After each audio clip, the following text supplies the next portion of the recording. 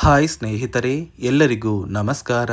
ನೋಡಿ, ಸರ್ಕಾರದಿಂದ ಕೊನೆಗೂ ಗೃಹಲಕ್ಷ್ಮಿ ಯೋಜನೆಯ ಪ್ರತಿಯೊಂದು ಫಲಾನುಭವಿಗಳಿಗೆ 3 ತಿಂಗಳ 6,000 ಹಣ ಅಂದರೆ ಮಾರ್ಚ್, ಏಪ್ರಿಲ್ ಮತ್ತು ಮೇ ತಿಂಗಳ ಒಟ್ಟು 6,000 ಹಣನ ನಾಳೆ ಸೋಮವಾರ ಮೇ 26ರಿಂದ ಕರ್ನಾಟಕದ 27 ಜಿಲ್ಲೆಗಳ ಪ್ರತಿಯೊಂದು ಫಲಾನುಭವಿಗಳಿಗೆ ಸರ್ಕಾರ ಜಮಾ ಮಾಡ್ತಾ ಇದೆ.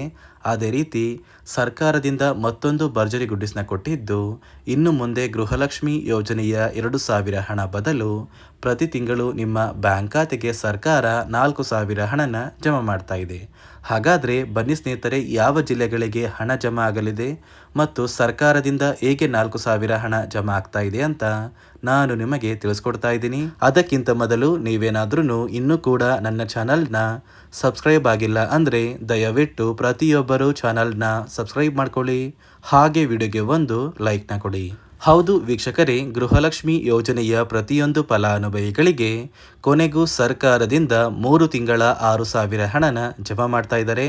ಅಂದರೆ ನಿಮ್ಮ ಬ್ಯಾಂಕ್ ಖಾತೆಗೆ ಮಾರ್ಚ್ ತಿಂಗಳ ಹಣ, ಏಪ್ರಿಲ್ ತಿಂಗಳ ಹಣ ಹಾಗೂ ಮೇ ತಿಂಗಳ ಹಣ ಒಟ್ಟು 3 ತಿಂಗಳ 6,000 ಹಣನ ಜಮಾ ಮಾಡ್ತಾ ಇದ್ದು, ನಿಮ್ಮ ಬ್ಯಾಂಕ್ ಖಾತೆಗೆ ಮೇ 26 ಸೋಮವಾರದಿಂದ ಸರ್ಕಾರ ಈ ಒಂದು ಹಣನ ಜಮಾ ಮಾಡ್ತಾ ಇದ್ದು, ಗೃಹಲಕ್ಷ್ಮಿ ಯೋಜನೆಯ ಹಣದ ಜೊತೆಗೆ ಅನ್ನಭಾಗ್ಯ ಯೋಜನೆಯ ಕಳೆದ 5 ತಿಂಗಳ ಪೆಂಡಿಂಗ್ ಇರುವ 2,000 ಹಣ ಕೂಡ ಪ್ರತಿಯೊಂದು ಫಲಾನುಭವಿಗಳಿಗೆ ಸರ್ಕಾರ ಜಮಾ ಮಾಡ್ತಾ ಇದೆ.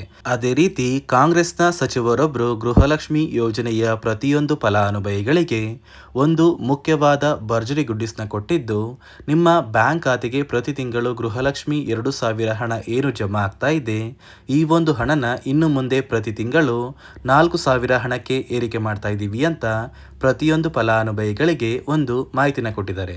ಹಾಗಾದರೆ ನೀವು ಕೇಳಬಹುದು ಸ್ನೇಹಿತರೆ, ನಮ್ಮ ಬ್ಯಾಂಕ್ ಖಾತೆಗೆ ಹೇಗೆ ಸರ್ಕಾರ 4,000 ಹಣನ ಜಮಾ ಮಾಡುತ್ತೆ ಅಂತ. ನೋಡಿ ಸ್ನೇಹಿತರೆ, ಸರ್ಕಾರದಿಂದ ಬಂದಿರುವಂತಹ ಒಂದು ಮಾಹಿತಿಯ ಪ್ರಕಾರ ಮುಂದೆ ಬರುವಂತಹ ಒಂದು ಲೋಕಸಭಾ ಚುನಾವಣೆಯಲ್ಲಿ ನೀವು ಕಾಂಗ್ರೆಸ್ ಸರ್ಕಾರಕ್ಕೆ ಮತ ನೀಡಿ ಮತ್ತೆ ಕಾಂಗ್ರೆಸ್ ಸರ್ಕಾರ ಅಧಿಕಾರಕ್ಕೆ ಬಂದರೆ ಈ ಗೃಹಲಕ್ಷ್ಮಿ ಯೋಜನೆಯ 2,000 ಹಣನ 4,000 ಹಣಕ್ಕೆ ಏರಿಕೆ ಮಾಡ್ತೀವಿ ಅಂತ ಒಂದು ಮಾಹಿತಿನ ಕೊಟ್ಟಿದ್ದಾರೆ. ಸದ್ಯಕ್ಕೆ ಪ್ರತಿ ತಿಂಗಳು ನಿಮ್ಮ ಬ್ಯಾಂಕ್ ಖಾತೆಗೆ 2,000 ಹಣ ಜಮಾ ಆಗ್ತಾ ಇದ್ದು, ಪ್ರತಿಯೊಬ್ಬರಿಗೂ ನಿಮ್ಮ ಬ್ಯಾಂಕ್ ಖಾತೆಗೆ ಮೇ 26 ಸೋಮವಾರದಿಂದ ಈ 6,000 ಹಣ ಜಮಾ ಆಗಲಿದೆ. ನಿಮ್ಮ ಬ್ಯಾಂಕ್ ಖಾತೆಗೆ ನೀವು ಈ 3 ತಿಂಗಳ ಹಣನ ಪಡ್ಕೋಬೇಕು ಅಂದರೆ ಸರ್ಕಾರ ಪ್ರತಿಯೊಂದು ಫಲಾನುಭವಿಗಳಿಗೆ 5 ಹೊಸ ನಿಯಮಗಳನ್ನ ಜಾರಿಗೆ ತಂದಿದ್ದು, ಈ 5 ಹೊಸ ನಿಯಮಗಳ ಆಧಾರದ ಮೇಲೆ ಪ್ರತಿಯೊಂದು ಫಲಾನುಭವಿಗಳ ಒಂದು ದಾಖಲಾತಿಗಳನ್ನ ಮರುಪರಿಶೀಲನೆ ಮಾಡಿ ನಿಮ್ಮ ಬ್ಯಾಂಕ್ ಖಾತೆಗೆ ಈ ಒಂದು ಹಣನ ಜಮಾ ಮಾಡುತ್ತೆ. ಹಾಗಾದರೆ ಬನ್ನಿ ಸ್ನೇಹಿತರೆ, ಸರ್ಕಾರ ಜಾರಿಗೆ ತಂದಿರುವ ಈ 5 ಹೊಸ ನಿಯಮಗಳು ಏನು ಅಂತ ಕೂಡ ನಾನು ನಿಮಗೆ ತಿಳಿಸ್ಕೊಡ್ತಾ ಇದ್ದೀನಿ.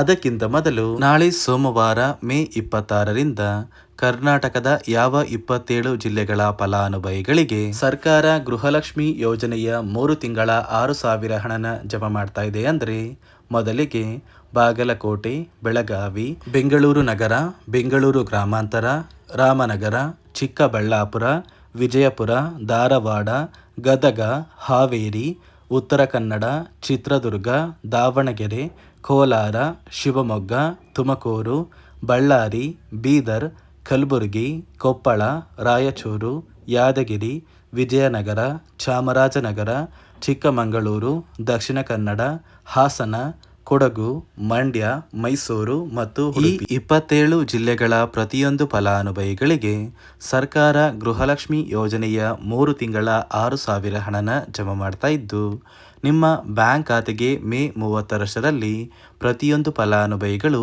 ಈ 6,000 ಹಣನ ಪಡ್ಕೋತೀರಾ. ನೋಡಿ ಸ್ನೇಹಿತರೆ, ಈ ಬಾರಿ ಸುಮಾರು 1 ಲಕ್ಷಕ್ಕಿಂತ ಅಧಿಕ ಫಲಾನುಭವಿಗಳ ಬ್ಯಾಂಕ್ ಖಾತೆಗೆ ಸರ್ಕಾರ ಗೃಹಲಕ್ಷ್ಮಿ ಯೋಜನೆಯ ಹಣನ ಜಮಾ ಮಾಡ್ತಾ ಇಲ್ಲ. ಕಾರಣ ಏನು ಅಂದರೆ, ನಿಮ್ಮ ಬ್ಯಾಂಕ್ ಖಾತೆಗೆ ಡೆಬಿಟ್ ಮೂಲಕ ಹಣ ಜಮಾ ಮಾಡುವಂತಹ ಸಂದರ್ಭದಲ್ಲಿ ಸರ್ಕಾರ ಸಾಕಷ್ಟು ಫಲಾನುಭವಿಗಳ ಒಂದು ಬ್ಯಾಂಕ್ ಖಾತೆಗೆ ಹಣ ಜಮಾ ಮಾಡೋದನ್ನು ಕ್ಯಾನ್ಸಲ್ ಮಾಡಿದೆ.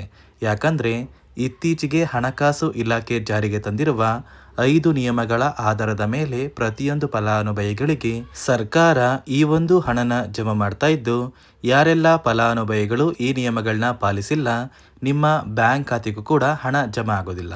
ಹಾಗಾದರೆ ಬನ್ನಿ ಸ್ನೇಹಿತರೆ, ಸರ್ಕಾರ ಜಾರಿಗೆ ತಂದಿರುವ ಆ 5 ಹೊಸ ನಿಯಮಗಳು ಏನು ಅಂತ ನಾನು ನಿಮಗೆ ತಿಳಿಸ್ಕೊಡ್ತಾ ಇದ್ದೀನಿ.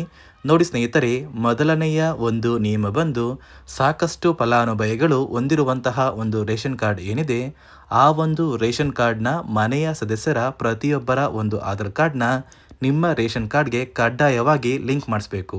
ಅಂದರೆ ಈ ಒಂದು ಲಿಂಕ್ ಮಾಡಿಸುವಂತಹ ಒಂದು ಪ್ರೊಸೀಜರ್ಗೆ ಸರ್ಕಾರ KYC ಅಂತ ಕರೀತಾರೆ. ನಿಮ್ಮ ರೇಷನ್ ಕಾರ್ಡ್ಗೆ ಇನ್ನೂ ಸಹ KYC ಆಗಿಲ್ಲ ಅಂದರೆ ನಿಮ್ಮ ಬ್ಯಾಂಕ್ ಖಾತೆಗೆ ಸರ್ಕಾರ ಮುಂದಿನ ದಿನಗಳಲ್ಲಿ ಗೃಹಲಕ್ಷ್ಮಿ ಯೋಜನೆಯ ಹಣನ ಕ್ಯಾನ್ಸಲ್ ಮಾಡುತ್ತೆ. ಅದೇ ರೀತಿ ಎರಡನೆಯ ಒಂದು ನಿಯಮ ಬಂದು ಸಾಕಷ್ಟು ಫಲಾನುಭವಿಗಳು ಕಳೆದ 3 ತಿಂಗಳಿಂದ ಸರ್ಕಾರದಿಂದ ಬರ್ತಾ ಇರುವಂತಹ ಒಂದು ರೇಷನ್ ಏನಿದೆ, ಅಂದರೆ ಉಚಿತ ಅಕ್ಕಿ ಏನಿದೆ, ಈ ಒಂದು ರೇಷನ್ನ ಪಡ್ಕೋತಾ ಇಲ್ಲ. ಒಂದು ವೇಳೆ ಕಳೆದ 3 ತಿಂಗಳಿಂದ ನೀವು ರೇಷನ್ನ ಪಡ್ಕೊಂಡಿಲ್ಲ ಅಂದರೆ ಸರ್ಕಾರ ನಿಮ್ಮ ಬಳಿ ಇರುವಂತಹ ಒಂದು ರೇಷನ್ ಕಾರ್ಡ್ನ ಕ್ಯಾನ್ಸಲ್ ಮಾಡುತ್ತೆ. ನಿಮ್ಮ ರೇಷನ್ ಕಾರ್ಡ್ನ ಸರ್ಕಾರ ಕ್ಯಾನ್ಸಲ್ ಮಾಡಿದರೆ ನಿಮ್ಮ ಬ್ಯಾಂಕ್ ಖಾತೆಗೆ ಗೃಹಲಕ್ಷ್ಮಿ ಯೋಜನೆಯ ಹಣ ಇರ್ಬೋದು ಮತ್ತು ಸರ್ಕಾರದಿಂದ ಬರುವಂತಹ ಒಂದು ಸೌಲಭ್ಯಗಳನ್ನ ನೀವು ಕಳ್ಕೋಬೇಕಾಗುತ್ತೆ. ಅದೇ ರೀತಿ ಮೂರನೆಯ ಒಂದು ನಿಯಮ ಬಂದು ನೋಡಿ ಸ್ನೇಹಿತರೆ, ನಿಮ್ಮ ಬಳಿ ಇರುವಂತಹ ಒಂದು ಆಧಾರ್ ಕಾರ್ಡ್ ಏನಿದೆ, ಆ ಒಂದು ಆಧಾರ್ ಕಾರ್ಡ್ನ ಕಳೆದ 15 ವರ್ಷಗಳಲ್ಲಿ ನೀವು ಯಾವುದೇ ರೀತಿಯ ಒಂದು ತಿದ್ದುಪಡಿನ ಮಾಡಿಸಿಲ್ಲ ಅಂದರೆ ನಿಮ್ಮ ಬ್ಯಾಂಕ್ ಖಾತೆಗೆ ಸರ್ಕಾರ ಗೃಹಲಕ್ಷ್ಮಿ ಯೋಜನೆಯ ಹಣನ ಕ್ಯಾನ್ಸಲ್ ಮಾಡುತ್ತೆ. ಯಾಕಂದರೆ ಸರ್ಕಾರದಿಂದ ಬಂದಿರುವಂತಹ ಒಂದು ಆದೇಶದ ಪ್ರಕಾರ ಪ್ರತಿಯೊಂದು ಫಲಾನುಭವಿಗಳು ಕಳೆದ 15 ವರ್ಷಗಳಲ್ಲಿ ಯಾವುದೇ ರೀತಿಯ ಒಂದು ತಿದ್ದುಪಡಿನ ನಿಮ್ಮ ಆಧಾರ್ ಕಾರ್ಡ್ಗೆ ನೀವು ಮಾಡಿಸಿಲ್ಲ ಅಂದರೆ ಕಡ್ಡಾಯವಾಗಿ ಆದಷ್ಟು ಬೇಗ ನಿಮ್ಮ ಆಧಾರ್ ಕಾರ್ಡ್ಗೆ ತಿದ್ದುಪಡಿನ ಮಾಡಿಸಿ. ಅದೇ ರೀತಿ ನಾಲ್ಕನೆಯ ಒಂದು ನಿಯಮ ಬಂದು ನಿಮ್ಮ ಕುಟುಂಬದ ಒಂದು ವಾರ್ಷಿಕ ಆದಾಯ 7 ಲಕ್ಷಕ್ಕಿಂತ ಕಡಿಮೆ ಇರಬೇಕು. ಒಂದು ವೇಳೆ ನಿಮ್ಮ ಕುಟುಂಬದ ವಾರ್ಷಿಕ ಆದಾಯ 7 ಲಕ್ಷಕ್ಕಿಂತ ಜಾಸ್ತಿ ಇದ್ದರೆ ನಿಮ್ಮ ಬ್ಯಾಂಕ್ ಖಾತೆಗೆ ಸರ್ಕಾರ ಗೃಹಲಕ್ಷ್ಮಿ ಯೋಜನೆಯ ಹಣನ ಕ್ಯಾನ್ಸಲ್ ಮಾಡುತ್ತೆ.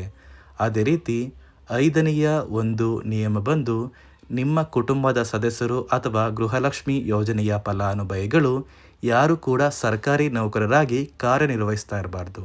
ಒಂದು ವೇಳೆ ನಿಮ್ಮ ಕುಟುಂಬದಲ್ಲಿ ಯಾರೇ ಆಗಿದ್ರೂ ಸರ್ಕಾರಿ ನೌಕರರಾಗಿ ಕಾರ್ಯನಿರ್ವಹಿಸ್ತಾ ಇದ್ದರೆ ನಿಮ್ಮ ಬ್ಯಾಂಕ್ ಖಾತೆಗೆ ಗೃಹಲಕ್ಷ್ಮಿ ಯೋಜನೆಯ ಹಣ ಕ್ಯಾನ್ಸಲ್ ಆಗುತ್ತೆ.